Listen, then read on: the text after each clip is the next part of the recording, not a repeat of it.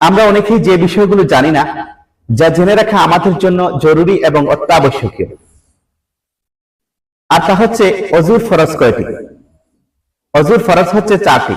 1, সমস্ত মুখমণ্ডল ভালোভাবে ধৌত করে নেয়। 2, উভয় হাত কনুই সহ ভালোভাবে ধৌত করে নেয়। 3, মাথা মাসেহ করা। 4, উভয় পা টাকনু সহ ভালোভাবে ধৌত করে নেয়। এরপর গোসলের ফরজ কয়টি। গোসলের ফরজ হচ্ছে 3টি। 1, গড়গড়ার সাথে কুলি করা, রোজাদার ব্যক্তি ব্যতীত। 2, নাকে নরম জায়গায় পানি পৌঁছে দেয়া, রোজাদার ব্যক্তি ব্যতীত। 3, সমস্ত শরীর ভালোভাবে ধৌত করে নেয়। এরপর তায়াম্মুমের ফরজ কয়টি। তায়াম্মুমের ফরজ হচ্ছে 3টি। 1, নিয়ত করা। 2, পাক মাটিতে হাত মেরে উভয় হাত কনুই সহ একবার মাসে করে নেয়।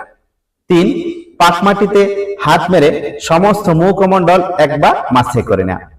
এগুলো হচ্ছে আমাদের জন্য আমাদের জীবনের ফরজ বিধানগুলি। এই ফরজ বিধানগুলি যাতে আমরা সহজেই স্মরণ রাখতে পারি, আমরা যারা জানি না তাদের জানার স্বার্থে যেন আল্লাহ রাব্বুল আলামিন কবুল করেন এবং এই ফরজ বিধানগুলো জেনে রাখার তৌফিক দান করেন। আমিন।